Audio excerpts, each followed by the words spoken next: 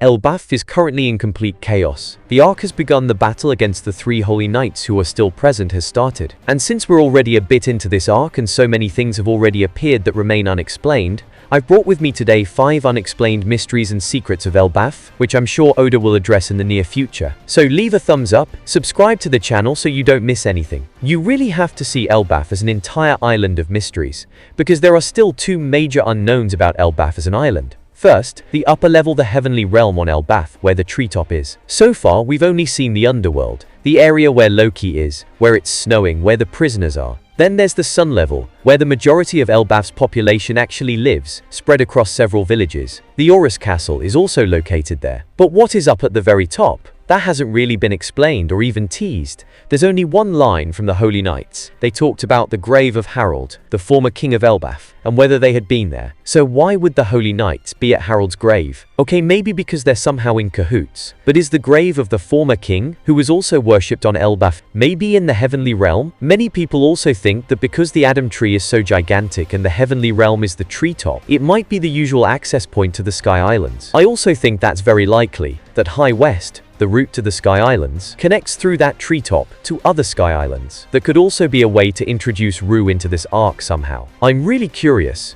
because the battle that's erupting here on Elbaf will surely extend all the way up to the heavenly realm. The Holy Knights probably won't hesitate to set the tree on fire in the end, and I can imagine everything escalating up to the heavenly realm, especially considering the kind of powerhouses involved in this fight. What do you think? Drop your thoughts in the comments about Elbaf's heavenly realm. It definitely remains an unsolved mystery for now. Do you still remember Leas Anote, a writer within the One Piece world who authored a book called Brag Men, which contains several short stories? These stories were always dismissed as fiction, just made-up tales he imagined. Wherever Leas Anote is now, he once addressed us in a narrator's box in the manga, with a warning about Elbaf, that one should not linger on the island for too long. That's another unexplained mystery that came up during the scene where we saw Skopagaben heading toward Horus Castle. Could that be connected to him? He spent many years on Elbaf after all. He traveled quite a bit. We also saw him with Crocus, but it seems he spent decades on Elbaf. He even has Ripley and a son named Colin. Could he possibly be Leas Anote? But people assume Leas Anote is already very old, since he also wrote about Little Garden and other things that predate Buggy and Roger's time. So it's really odd. Who is he exactly?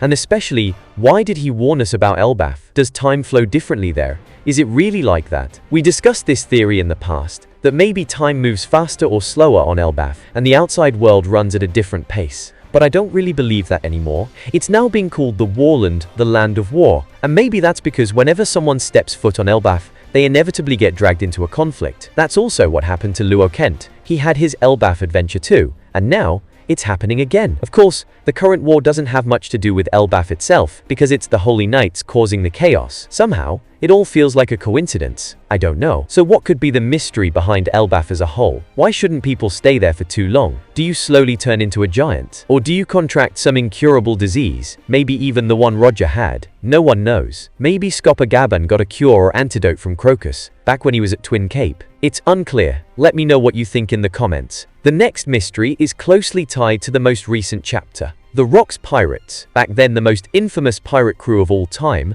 were on Elbaf. And the question is, why were they there? Of course, they wanted to destroy everything, conquer the world, and grab all the treasures they could find. But is that really the only reason? We know Loki was at the harbor when they arrived, or were about to arrive. And Loki actually wanted to join the Rocks Pirates. But Xebec told him off, basically saying, "I didn't come here for this nonsense," and dismissed Loki as some kid bothering him. So there must have been another, deeper reason he came to Elbaf. Was there something special there? Could it have been a poneglyph? Maybe even a road poneglyph. But based on what we know, it probably wasn't a road poneglyph, at least not back in the Rocks Pirates time. We know that the 4 road poneglyphs existed during that era, and the one that is currently missing in the present timeline is the one that used to be on Fishman Island, next to the Apology poneglyph from Joy Boy. That one has since been moved and is now protected somewhere else, possibly by the man marked by flames. So if it wasn't a road poneglyph, why were the Rocks Pirates there? Maybe they were just trying to recruit strong giants, and Loki was simply too young. Or maybe they were after a legendary devil fruit from the giant bloodline,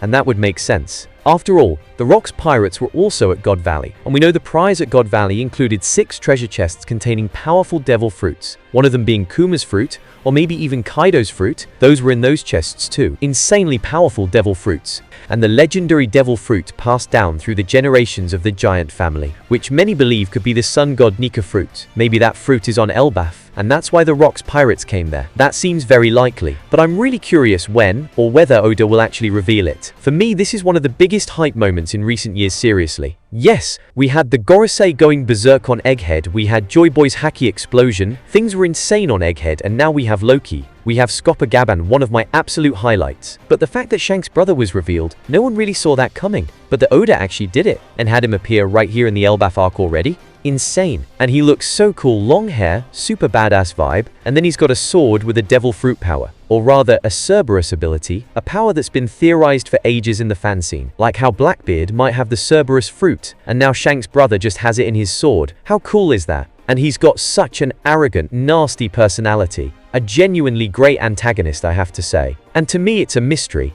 He was there, okay, he orchestrated everything and planned it all out. He even hinted at it, like, turn this into a game with the kids, give them nightmares to make them sleep, and guide them to the shore with the arrow. He had probably already planned all of that in his head when he summoned the 3 available Holy Knights. But then he was summoned back to Mary Juais, to the Gorosei, to Imu-sama, for a more important mission. Hello? The reincarnation of Nika, Joy Boy, Monkey D. Luffy, one of the current emperors, is there on Elbaf. Now they want to kidnap the children to force the giants onto their side. And we all know that's the wrong way. And we all know Luffy will stand against the right way. Luffy is winning the people of Elbaf over again by being himself, by using the right means, by simply being someone they want to follow. So the question is, what could possibly be more important than this right now? Okay, sure.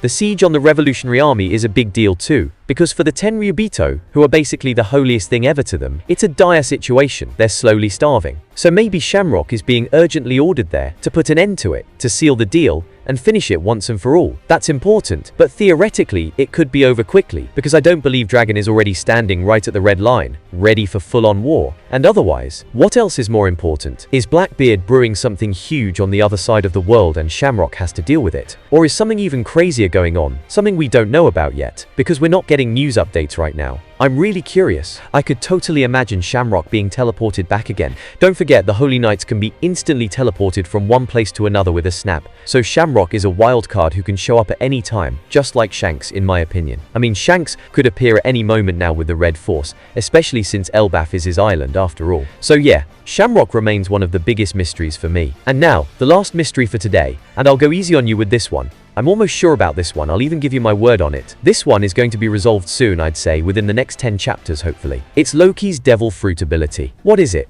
We've known for a long time that he allegedly killed his father. Now we know that he didn't want to, but somehow, he had to. And he has this legendary devil fruit, which has been passed down for generations within Elbaf's royal family. Passed down without ever being eaten. And now, Loki just went and ate it. He's even been chained up with sea stone. He truly has the fruit. It's not just his hammer that somehow has powers, even though a lightning bolt struck from the sky when he hit with it. No, he himself has an ability, a legendary devil fruit power, which leads him to believe that he is sun god Nika. The giants have believed all this time that this was the true Nika fruit, that they possessed the original sun god fruit. But seriously, what is it? What does it look like? Was it maybe swapped out in the past with Luffy's? Did it somehow get lost along the way? Is it the original Gomu Gomu no Mi, a mythical Zoan type? I actually think it might be. I can almost imagine Loki being able to transform into some sort of beast-like creature, maybe a Fenrir wolf or some Nordic creature, whatever Odai ends up coming up with. There were claw marks seen in the throne room, where Harold was allegedly killed by Loki. And yeah, I believe Loki really did kill him, even though he kind of admitted it under strange circumstances. So what kind of devil fruit power would leave claw marks like that? That's what makes me think it's probably something beast-like. But then again, those scratches could also have come from Shamrock's Cerberus, if he was already involved back then, since the Holy Knight's summoning circle was already present in the throne room. That means they were already there. So it doesn't necessarily mean that Loki has a clawed Zoan-type fruit. But I gotta say, I'm really excited about his power, like no other. Okay, yes, I'd love to finally see Dragon's ability too, whatever Logia he has, wind, weather, or whatever it is. But honestly, I'd say Loki has now generated such hype for me. And I really hope it's not some fruit that ends up making him look goofy or anything like that. But I don't think it will. Anyway, Tell me what you think in the comments about these 5 unresolved mysteries on Elbaf, because I don't think we have much time left before they're all revealed, and then we can all look back and say, who among us was right? Well, that's the end of the video. If you enjoyed it, make sure to give it a like and subscribe to the channel. I'll see you in another amazing video. Until then, stay awesome and stay legendary.